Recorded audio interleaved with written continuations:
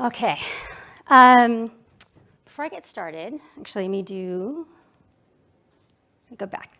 So how many of you have actually heard of network analysis, organizational network analysis before? Okay. How many of you have done it in your organizations? Okay, cool. All right, so Aaron, you're not allowed to do that.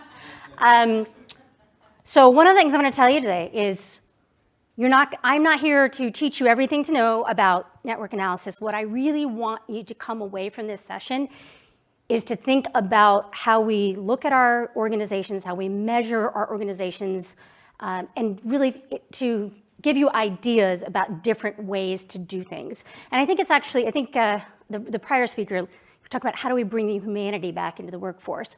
So this is one of the ways in which we can. I would argue about the Gallup study. I can talk to you offline. It's not really about having a best friend. It's about being connected. It's about feeling connected. It's about belongingness. That's actually more valuable than just saying, I have a best friend. But we'll learn a little bit more about why that is. So I do think it's important for me to provide you a little bit of education today. This is not going to be the full thing. There's lots more to talk about, but again, it's really to give you some ideas. It's going to be interactive as well, so I'm going to ask questions as we go. All right, so I just want to start with some basics. So social network analysis, which is what organizational network analysis is based off of, is sociometry, which is a quantitative way of measuring the relationships between people. It uses graph theory and linear algebra.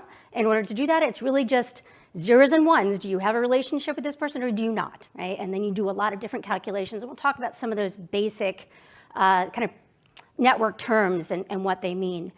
And then the last thing that is really important about social network analysis is that it's the focus on not emphasizing the individuals themselves, but how the individuals are connected to one another and how that, which is based on social capital theory, how that theory, those relationships gain you access to resources that you might not otherwise have access to.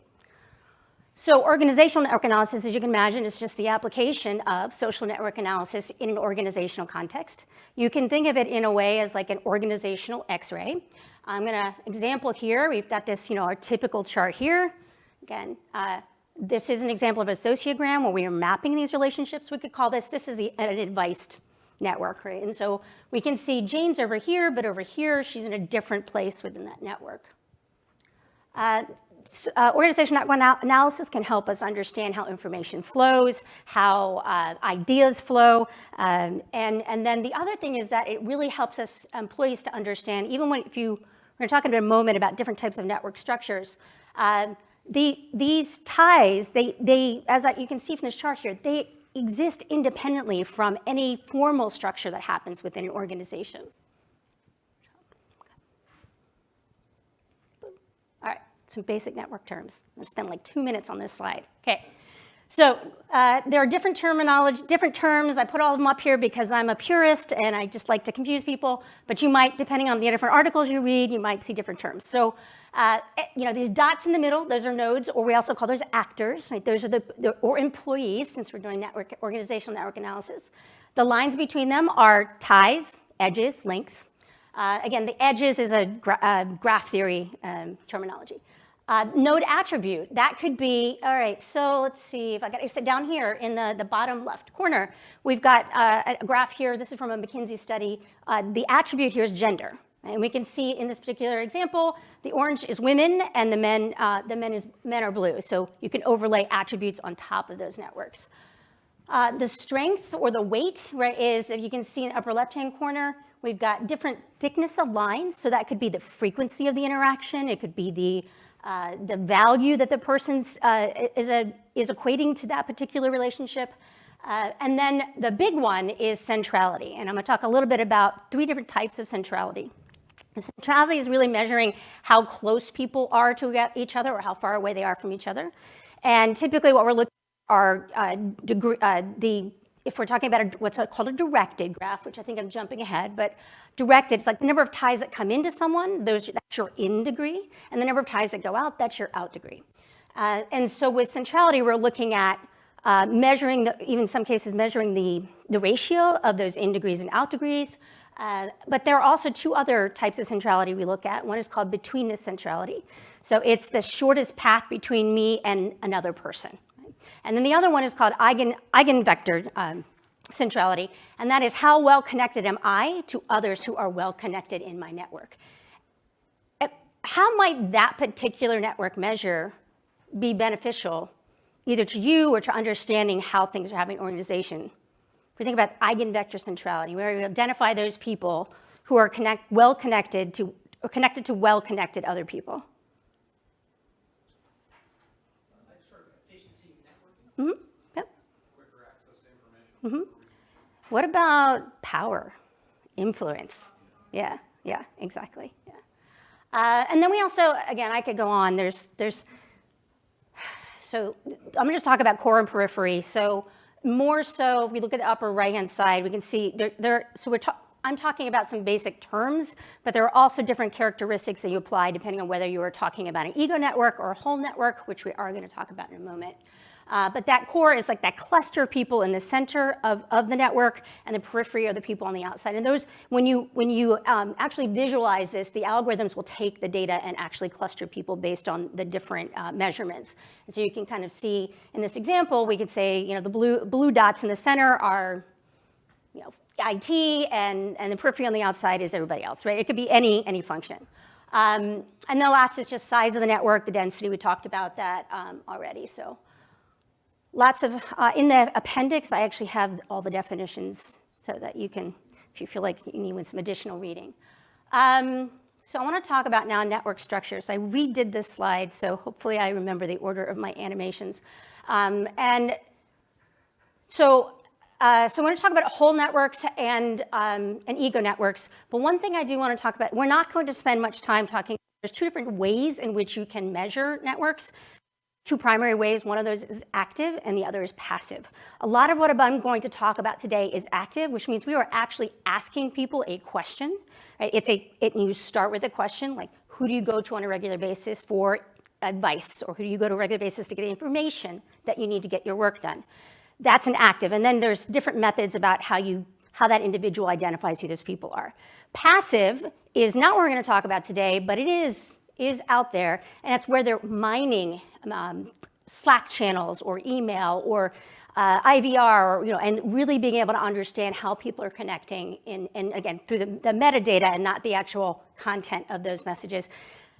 You can see why. I'm not going to talk about passive because there's a whole slew of things around. What about privacy and all of that? So we're just going to call that, try not to be too creepy, right? So we've got a whole network, and we also we have whole networks, which is where we're trying to understand characterize the entirety of a group of people, right? And then, or we could also call that sociocentric, and then we have egocentric, where we're actually trying to understand the network from the perspective of the individual, right? Which kind of makes sense. And what is that, by understanding where that individual sits, what the different type of structures and connections, what does that afford that individual? We also talk about open versus closed, and this is where we're going to kind of understand the value of, there's no one right network, like an open network is always good or a closed network is always good. But a lot of the principles we'll talk about with whole network and open and closed really apply over to egocentric. But when we talk about an open network, right, it means that not everybody is connected to each other. It's called a sparse network. It's more likely to be heterophilous, meaning that the people in that network are not likely to be similar to each other. And it's open and what are called weak ties. So weak ties are, again, this idea that I'm connected to this person connected to that person, and what the research around this, which is actually Granovetter and his study on the strength of weak ties, is this idea that by having these weak ties, we get access to new and novel information because we're not connecting to the same people over and over and over again. Whereas in our closed, just stole my thunder. Don't look, okay. So what other benefits do you see in having an open network structure?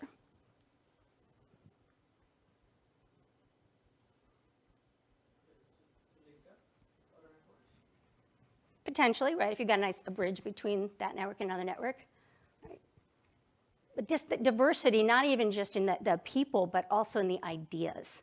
right? So being able to access people from different backgrounds, different perspectives. And then if we think about closed, right, it's kind of the opposite. And we go down here. Actually, I have a term that I coined called creative abrasion or discord. So by having people, this is where we get into that talk about like diversity of thought and like bringing together, I think you mentioned it, bringing people together from different backgrounds, different experiences, different parts of the world, different education levels. And notice I didn't say anything about race or ethnicity in there, right? So it's bringing these different perspectives together, which is going to lead to higher levels of creativity, which is necessary for innovation. In a closed network, again, this isn't bad, but we're going to talk about what are the kind of the benefits and the risks. In a closed network, we also refer to it as a dense network. We say it's more homophilous. It's more likely that people within that structure are like each other. And here we actually have a perfectly, it's a density of 1, which means everyone is connected to everybody else. And it's very insular, and we have strong ties. So where might a closed network actually be a good thing for a particular group of people? And yeah, yep. You are, but it's also commonly this might be a family network too, right? So there might be levels of what within that network? Trust, right? There's a lot of trust in there, right? But what are the downsides to having a network this closely knit? Yeah. Bam.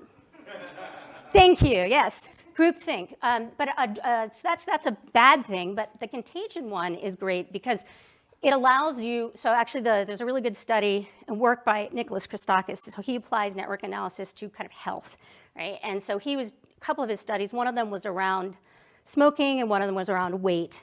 And it was able to see that when you have someone in your family that smokes, you are more likely to smoke. And then someone else, so there's like a network. Same thing with people who are overweight, and they found something like that. So there's a very interesting effect of these closed networks and how they affect even your own physical outcomes.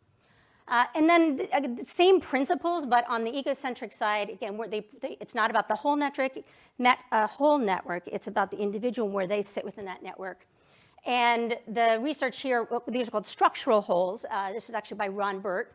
And what he found, again, similar to this whole network, was these structural holes actually result in opportunities and then also the ability for, how do I explain it?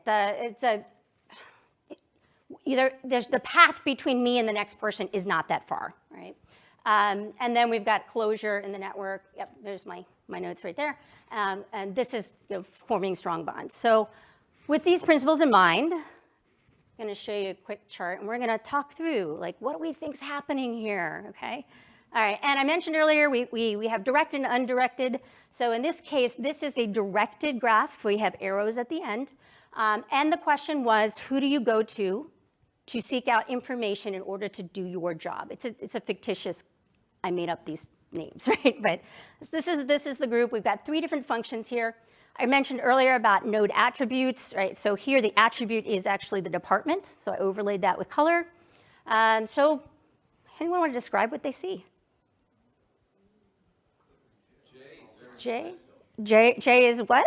Influential. He's very central. He's influential. He has a good team because it's 2-way arrows. Mm-hmm. Count how many connections Jay has. How many people are going to him for information? Exactly. So here's the point. Here's the point I'm trying to make. The point I'm trying to make is this is just, it's a diagnostic tool. You need to then understand and ask questions about why. So you could interpret all the arrows coming into Jay as Jay has so much knowledge, right? He's very, this is someone you don't want to lose. He's got this tacit knowledge. Everybody, it goes to Jay because Jay knows, right? But the problem with that is that could be really great for Jay, or how might it not be so great for Jay? Exactly. So understanding why is everybody going to Jay, but more importantly, I think someone else called out, how many people is Jay going to? Maybe that's, again, lots of different reasons, but one of them, back to burnout. He doesn't have time. I don't have time to ask anybody for help, right? I don't have time. But what happens if we take J? Let's say, this is a good example. We're going to do a RIF. Okay, we do a layoff. And we lay off J. Breaks the network, right?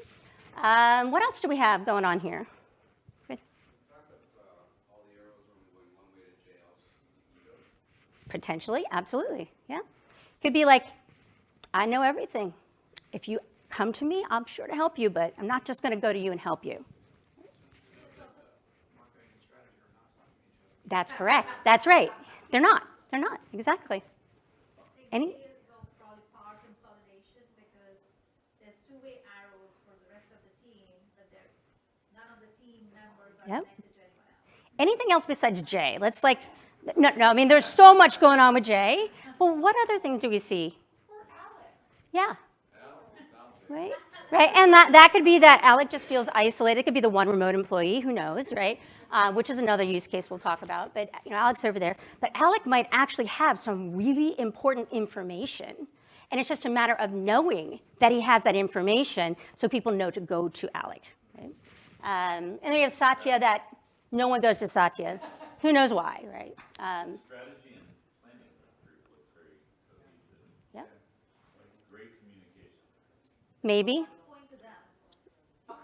Yeah, again, it depends on. Go ahead. Yeah. Looks like a viewer would be a great collaborator. Yep, exactly. Yep. Yep. There's some connection going to. Yep. Yeah. So this is what I love about it. Like it depends, right? And you need to understand the context. I had no idea what this would actually generate this one dialogue. This is awesome. All right. So now this is my eye chart slide. I think you had mentioned to me yesterday, like, oh, but how do you do this? It's like so some people, it's like I can't wrap my head around how we'd actually do this. Again, I use it and see it as a diagnostic tool. I do not find the value personally, right, in doing. Let's just ask everybody, right? Let's ask everybody. There needs to be everything that I do in my space as an IO psychologist and leader of people analytics. What is the question that you're trying to answer? First, what's the business question? Like, and what's the people? How the people related? What are you trying to answer before we go? Okay, so what are some things about that we might want to investigate? So I group these into different categories, but it's really about, these are some really great ways in which ONA can be used, or I have used, or others have used. This is not, it's kind of your imagination, right? That's how many ways in which it can be leveraged. So from a leadership standpoint, you could use it in a leadership development program to help leaders understand the relationships that they have. I'm going to tell a story at the very end about how even just allowing an individual to see themselves in their own network, the power that that has, positively or negatively. I'll try not to cry. Then finding hidden talent. We talked about this at the very beginning. So we talked about Jane, right? So who knew that Jane actually was really valuable? She's actually the expert of something, and there was like a manager didn't know that. So being able to identify that. Onboarding. This is one of the things. So right now we're knock knock. It's public. We're going to be acquiring a very large organization. And we're thinking about this. I'm going to skip to mergers and acquisitions, but also onboarding. We're looking at leveraging surveys as well as network analysis to understand how the acquiring organization we're acquiring, so from a survey perspective, like how does power flow? Understanding some of the networks. How does communication work in the organization? What are some of the values and cultural beliefs? Being able to understand that so that we can then map that to our own organization to do a better job of integrating those two cultures and understand where the risks may lie. And then from an onboarding perspective, I've done this in a prior organization. It's, okay, so how many of you, you're a manager, you have someone starting, and you like, okay, here are all the people this person needs to meet. How do you decide who those people are? Right? So this could be a really good way of being able to understand, okay, in this function, who do you go and almost in a way let the network crowdsource who those people are that are key for them to probably connect with in their first 30, 60, 90 days. All these possibilities. I'm going to go to the RIF planning I talked about, right? So we did this at, we didn't do this, and we should have. It's my point. At one of my prior organizations, a massive layoff, and we didn't look at. It wasn't really me. I tried to get them to do it, so it wasn't that way. But they didn't think it was valuable to understand the way in which people were connected and how work was actually getting done and who was leveraging whom, who was collaborating with whom. And they just did this layoff, like, oh, let's just lay off people. Basically, it was a forced, we'll call it a forced early retirement. It's early retirement, but it was voluntary. AKA, it was because everyone knew that if you didn't take that retirement, they're going to fire you anyway. Well, what they didn't realize was that if you're going to do it by age, people have been there for 20, 30 years. They have knowledge about this archaic system, right? And so if we had done this, we would have understood a couple of things. And it took about 2 years to kind of recover from that loss of knowledge. And so being able to understand how this particular group interacted with other groups and understanding what knowledge they had. So it's a combination of like knowledge management as well as using ONA to identify the connections. The M&A we're working on, key player analysis, we use this in OD. Also, how to identify do you really need to train everybody, right? Are there, like if you just train these 5 salesmen in that particular, this is a real example, a Chrysler dealership, can they then help train the rest of them, right? Because of the relationships that they have. It's obviously not as simple as that, but it's another example. I'm going to go with the workplace mix because that's a big hot topic right now, right? So I mentioned earlier, Alec, right, might be on the periphery because maybe Alec started after COVID, right? Doesn't know where to go. So being able to look at our structures and we could overlay where they're actually located, right? So are you on site? So I just did this work, trying to figure out how much I can say. I just did some work in my organization to kind of look at behavior of, we've got people who are assigned to a location on site. We've got people who are assigned to work remotely based on their location in our HRIS, but actually looking at badging data to see, well, which people are actually coming in. And what we found was people managers who were on site were like 1.5 times more likely to actually come on site than remote workers, but they still were only coming on site like 16 days on average, out of a month. So how do we think about when does it make sense for everybody to be together, right? So how can we leverage ONA in that way? And then with the diversity and inclusion, again, by adding in those attributes, we can look at just being able to identify. We throw in a gender attribute or an ethnicity attribute, and quickly we might be able to see, whoa, wait a minute. And then the cool thing is you might see potentially, that one group or underrepresented group might be on that periphery or less connected. Then you can start thinking about interventions. And a lot of times, the DE&I people I work with, like, how do I know that what I'm doing is making a difference beyond just representation, right? So being able to look at network changes over time and see how, like Gephi is the tool I use to visualize that network changes. It's pretty cool, right? And just being able to see those changes over time. It's not causal, right? But it's close enough. So. All right. I am going to do, these 2 examples. So these are examples of other ways in which real companies have used it. So this is Allstate was looking at their leadership cohort program to try and understand how these cohorts, each successive cohort interacted with each other. It's very hard to tell, but basically what you can see is the more recent cohorts are more closely connected. And so what that means is that they're losing on the opportunity to learn from some of those earlier cohorts. And what they did then as a result of this was try to find very purposeful ways of getting those earlier cohorts to share knowledge, to actually documenting some of that knowledge, to creating like communities and knowledge sharing events and even social events. This is actually one of my favorites. This is by Dr. Salvatore Parisi from Boston College. And he was working with EMC, and they were interested in understanding how their employees were leveraging Twitter. And they had a hypothesis that those that were utilizing Twitter and had a different type of network structure were more likely to be, basically, they were looking at innovation. It's like, what's driving innovation? And what they found was, so the way that they did it was they asked people to submit ideas, and then asked everyone anonymously, and asked people to vote on which of these ideas are really good. Then they went and looked at their network structures, and they found that those that had the more open network, right, were actually voted more likely to submit newer, novel ideas. And so that was really important. Again, we talked earlier about that diversity and being connected to people you're not necessarily, other people are not necessarily connected to as well.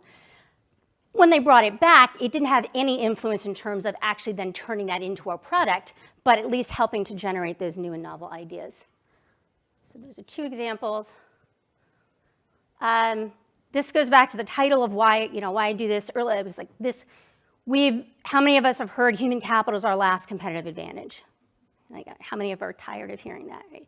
Because I say that social capital is our last competitive advantage. It's the relationships, it's the trust, it's the reciprocity that exists between those connections that we have in the workplace. And that social capital actually helps us to activate the potential in human capital. All right, I'm going to finish with one story. So, and I got to tell this really short. I have autism. I've had a very hard time in my life making friends with people. I've been fine being alone, but I didn't get diagnosed so much later, so I didn't understand this at the time. Left college, even left high school. I didn't really stay in touch with people. I just kind of been very independent, been on my own, just kind of done my own thing. And I was thinking about, I want to study this maybe in school, like this idea of networks. I don't know why. And so I joined Facebook because I was going to study social technologies in the workplace. I was like, I guess I should join Facebook. And I maybe a year in, I clicked on an app that they used to have in the application called TouchGraph. And this appeared, where it took all my connections. This is an ego network. It took all my connections, and the nodes here, the colors represent like how I know these people and how frequently, the bubbles are how frequently I interacted. And I burst out into tears because all of a sudden I didn't feel alone. To me, this is what is so powerful. It's about drawing attention to how we're connected to one another. It's important that relationships matter, right? For collaboration, for just feeling included, feeling like we belong and that we're connected, and that can then lead to positive outcomes for the organization. I think that's all I got. So.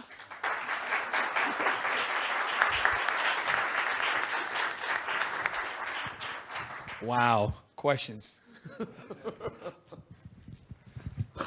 Dr. Moon, thanks for that. It's really a great story. And full disclosure, I work for a company that uses O&A for performance management. So awesome. A really fascinating talk. And what stood out for me here was it's really interesting that you mentioned that your organization, you've had to work really hard sometimes to have senior leadership see some of the value in this work. How do you get them to pay attention to something? So I'm going to tell you there's a little thing called COVID that changes how I answer this question, right? So COVID and George Floyd, 2 catalysts that came through that took the people analytics function, and then any other people analytics functions, people in here, raise your hand if you agree with me, from a nice to have behind the scenes, right? Because we had to go to the front line. All of a sudden, like, where are our people? How many people do we have? Are they okay? Like, we need to make sure that they have, do they have childcare, right? So, like, all of a sudden, they're like, oh, I didn't know we had this function. Right?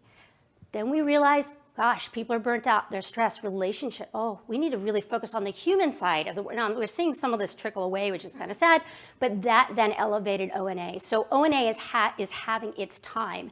I think where the challenge still is going to be around the passive, but it's going to get there. And there are companies that are using passive very successfully. And there's a lot of ways in which I can't go into around right now, about privacy, about even more so than survey data, because you need to be very careful about labeling any names. Like, you would never show a chart like I just showed you with names on it. We would just like, okay, let's talk about what we're seeing here. Because that right there, nobody's going to ever trust you again, and you can do more harm than good. So I happen to be an organization that gets it. They are willing to experiment. The business partners are screaming for data and insight. Some are afraid, but they're like, I understand I'm afraid, but I am ready to learn because I know I have to. So. Hi, that was fascinating. I have a question when it comes to when you're doing the active approach, what type of infrastructure, research methodology you use with, and how many people? Like, are like one-on-one interviews? Do you send like, is there some sort of gamification? Is it a survey? So yeah, and I could do a How whole do you- talk. Yeah. yeah. So it can be as simple, like you can use, there are big players out there that you can leverage, but you could actually use, there's an add-on to Excel called Node Excel. You can use SurveyMonkey. So you start with that question or a series of questions, right? And you can then have 3 different potential, I think it's 3 methods, right? You can have a recall method. So like who do you go on a regular basis? Just fill in some names, right? You can have a roster method where you actually populate, especially if you're doing a whole network study. You already know who all the people are in the network. And then you also could do what's called a snowball method. And the one thing to keep in mind is that if you're going to do a whole network study, you really need about 70% of the people to actually participate. Otherwise, you end up with connections, you miss connections and some of the metrics. So the 70 to 80% is ideal. The more you can get, obviously, the better. And do you ever get any type of qualitative data, like on why? Yeah. And it's Yes, part of the exactly. same. Yes. Is So it a follow-up? it's not or? just about So it's not just about. So let's say, I'll give you an example. We might sometimes what we might do is actually rank by importance, right? And say, okay, here's your top person. Why, right? And then we aggregate that. So yeah. So we can use qualitative in there as well. Okay. I have one more, I'm sorry. And now on the passive side, for example, you have with Viva Insights or Microsoft, you have already some sort of tools that tell you who works with whom and what's your network. But it doesn't necessarily, I know exactly where you're going. Yeah. so it tells you who you talk to, but it doesn't Right, tell you what you talk about, right? Exactly. So let's say, oh, Bob and Mary, they meet 7 times a week. They talk, they must be highly collaborative. Well, it turns out Bob and Mary talk 7 times a week because they don't get along. They can never see eye to eye, and they have to keep talking to make sure they're on the same page. So that's, anytime we're thinking about whether it's O&A or not, measuring things like collaboration by using just simple numbers of interactions, we need to understand the quality. Same thing with productivity. It's like we can't simply be measuring human capital productivity by number of hours I logged into the computer. We have to assess the quality of the work that I'm doing while I'm doing it. And that's not an easy problem to solve for, but yeah. Yeah.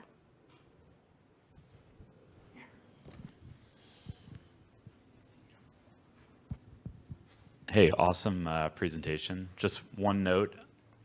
Okay, I'm ready.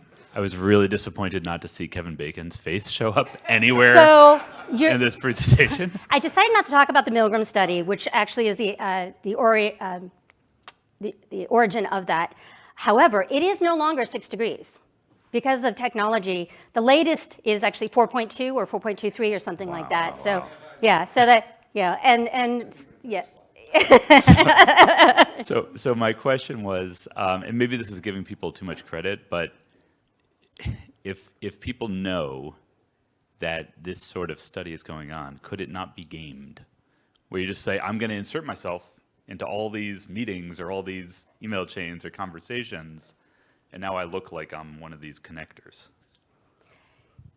Yeah, but that can happen anywhere, right? The thing that is important is about being completely transparent about what you're doing and why you're doing it. And also where it makes sense, which to me should be all the time, is sharing back the results of what you do. So the same thing with people analytics. Okay, we're gonna do a survey. If you don't share that back, why would I ever participate again? I think also if you do a large enough study, especially one of the benefits that you could also do is providing someone their own ego network to see how they, and not as again, it should never, you gotta be very careful because if you're like, I know who this person's network, I know this network, I know who it is, right? So how do you create that? But there are people that may voluntarily say, hey, I'd like to see mine. And then actually you have a discussion with them. You don't just hand it to them, you have to have a discussion with them and then provide tools like, how would you like your network to be? Are there other people that, and so tools on how you can effectively increase the social capital that you have. So like as a coaching or development. Exactly, Very exactly, cool. yeah. Cool. Anyone else? Dr. Moon, fantastic presentation. Thank Thank you. you.